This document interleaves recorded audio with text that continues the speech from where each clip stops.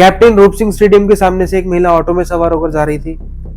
अचानक से एक व्यक्ति आता है, उसे हाथ पकड़कर ऑटो से उतार लेता है। कुछ देर बात करता है और बात करते करते देसी कट्टे से उसके ऊपर 5 राउंड फायरिंग करता है। 5 में से 4 गोलियां उस महिला के जाकर लगती है और 1 गोली जमीन पर लगती है। जिस वक्त ये घटना हो रही थी, आसपास काफी लोग मौजूद थे, लेकिन किसी की हिम्मत नहीं हुई कि जाकर उस औरत को बचा सके। हालांकि वो आदमी सबसे चिल्ला कर ये कह रहा था कि मैं किसी को कुछ नहीं करूंगा, डरो मत, क्योंकि उसके हाथ में देसी कट्टा था। इसीलिए ना तो वहां पर मौजूद किसी आदमी ने उस औरत की मदद करने की कोशिश की और ना ही उस आदमी के पास जाने की हिम्मत की। मौके पर पुलिस पहुंच जाती है, लेकिन आदमी के हाथों में देसी कट्टा होता है तो पुलिस की भी हिम्मत नहीं पड़ती उसके पास जाने की। अब आदमी देसी कट्टा हाथों में लिए वहीं जमीन पर बैठ जाता है, फोन निकालकर उस पूरी घटना को फेसबुक पर लाइव करने लगता है। भाइयों, इसने मेरे ऊपर झूठा केस लगाया था अपने बॉयफ्रेंड के कहने पे। उसका नाम है अंकुश, वो भी इसके साथ में भग गए। अंकुश कल्लू,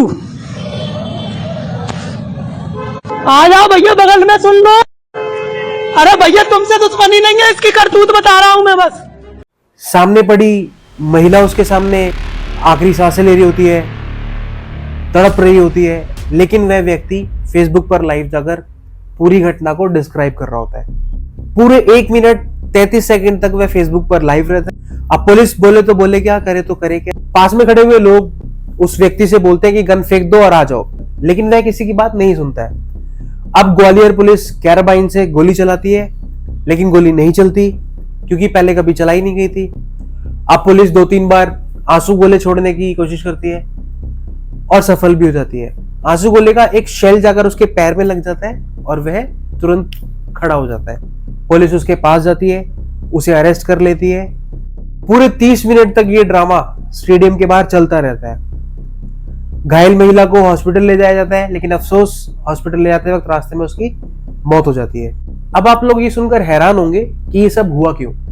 आखिर क्यों उस व्यक्ति ने उस महिला को ऑटो से उतारकर 5 राउंड फायर किए। चलिए आइए इसके पीछे की कहानी मैं आपको बताता हूँ। My name is Rahul, welcome to my show violated.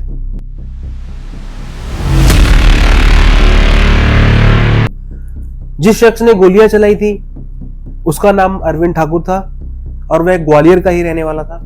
Arvind Thakur एक ही समय पर 3 औरतों के साथ रिलेशनशिप में था, जिसमें 2 उसकी बीवियां थी और 1 गर्लफ्रेंड थी। पहली बीवी से उसके 3 बच्चे थे। अब जिस महिला पर गोली चलाई गई उसका नाम नंदिनी था, झांसी से बिलोंग करती थी, और नंदिनी के भी 3 बॉयफ्रेंड और 2 पति थे। जी हां, आपने सही सुना, 3 बॉयफ्रेंड। 10 साल पहले नंदिनी की शादी झांसी में हुई थी। झांसी में उसके पति के 3 दोस्त थे और नंदिनी को अपने ही पति के तीनों दोस्तों के साथ एक साथ प्यार हो गया था। शादी के कुछ साल बाद नंदिनी को एक बेटा होता है और उसके पति और उसके 3 बॉयफ्रेंड के अलावा एक और 5वां व्यक्ति उसके लाइफ में आ जाता है, जिससे उसे प्यार हो जाता है। और अब टोटल नंदिनी के 4 बॉयफ्रेंड और 1 पति हो चुके थे। अब क्योंकि नंदिनी की लाइफ में एक और नया शख्स आया था, तो जो उसका 4थे नंबर का बॉयफ्रेंड होता है उसको बुरा लगने लगता है। तो नंदिनी उसके साथ मिलकर, अपने 4थे बॉयफ्रेंड के साथ मिलकर, अपने 5वां जो प्रेमी होता है उसकी हत्या कर देती है।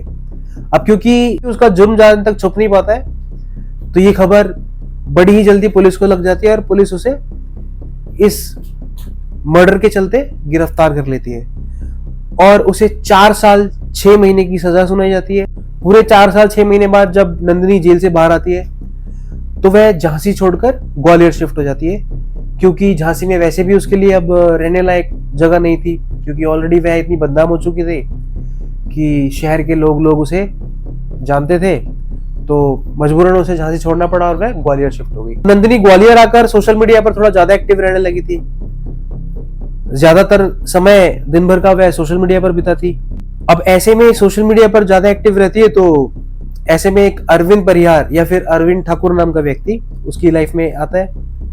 दोनों के बीच सोशल मीडिया पर बात शुरू होती है और सिर्फ सोशल मीडिया तक सीमित नहीं रहती है, दोनों मिलने जुलने लगते हैं। 6 महीने की मुलाकातों के बाद दोनों एक दूसरे का पास जाने बिना एक दूसरे से आर्य समाज मंदिर में शादी कर लेते हैं। शादी के कुछ महीने बाद रिश्ता लड़ाइयों में बदलने लगता है। अब दोनों के राज एक एक कर सामने आने लगे थे।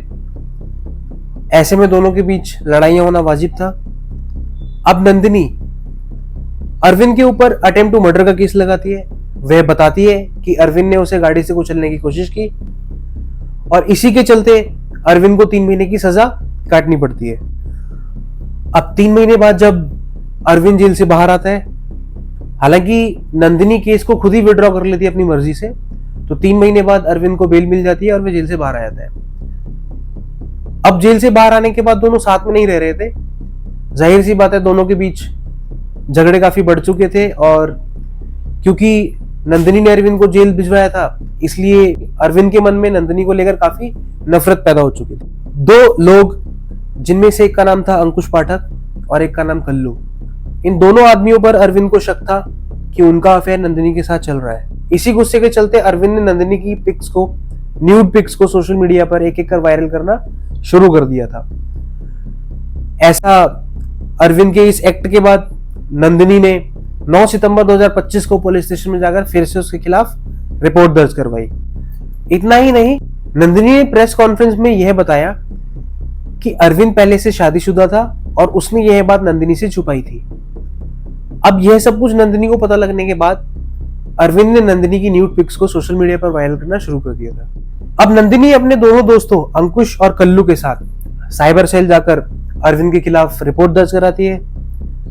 रिपोर्ट दर्ज कराने के बाद नंदिनी वापस ऑटो में बैठती है और उसी वक्त अरविंद ऑटो से उसे खींचकर वहीं पर गोलियों से छलनी कर देता है। मेरे सामने 5 राउंड फायर किए। आप कहाँ से निकल रहे थे? मैं उनके साथ में था, एक ही ऑटो में थे हम। अच्छा, नंदिनी के साथ थे आप?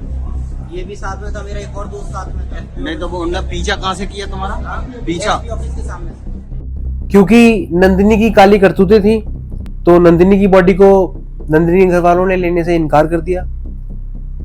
अब ऐसे में नंदिनी के जो दोनों दोस्त थे, उन्होंने कहा कि हम इसका आत्मदाह कर देते हैं, लेकिन पुलिस ने लॉ एंड ऑर्डर को मेंटेन करने के लिए बॉडी उनको नहीं दी, क्योंकि जनरली ऐसे किसी व्यक्ति को बॉडी नहीं दी जाती है जिसका उस व्यक्ति से, मरने वाले व्यक्ति से कोई रिश्ता ना हो। और नंदिनी के पहले पति का तो नंदिनी की बॉडी पर कोई अधिकार ही नहीं था। पुलिस की लाख कोशिशों के बाद और कई बार समझाने के बाद नंदिनी के घर वाले नंदिनी की बॉडी एक्सेप्ट कर लेते हैं और उसका आत्मदाह कर देते हैं। दोस्तों, ये कहानी हम सबके लिए सीख है कि हमें सोशल मीडिया पर ऐसे ही किसी के साथ इतनी जल्दी विश्वास नहीं करना चाहिए। अगर हम किसी के साथ रिश्ते में आ भी रहे हैं तो हमें उस रिश्ते के बारे में, उस व्यक्ति के बारे में अच्छे से जांच पड़ताल कर लेनी चाहिए, क्योंकि अगर हम ऐसा नहीं करते हैं तो उस कहानी का अंत ऐसा ही होता है जैसा ठीक नंदिनी और अरविंद की कहानी का हुआ। पेशे से दोनों ही मुजरिम थे, दोनों के अपने अपने पास थे, दोनों ही अपने बीते हुए कल में काफी सारे गुनाह कर चुके थे। खैर, इस कहानी का अंत यही होता है। मिलते हैं आपसे एक नई कहानी के साथ। तब तक आप अपने और अपने परिवार का ध्यान रखें, और अगर आपको हमारी वीडियोस पसंद आती हैं तो हमारे चैनल को सब्सक्राइब करें, वीडियोस पर कमेंट करें, लाइक करें और अपने दोस्तों के साथ, परिवार वालों के साथ शेयर करें। Thank you.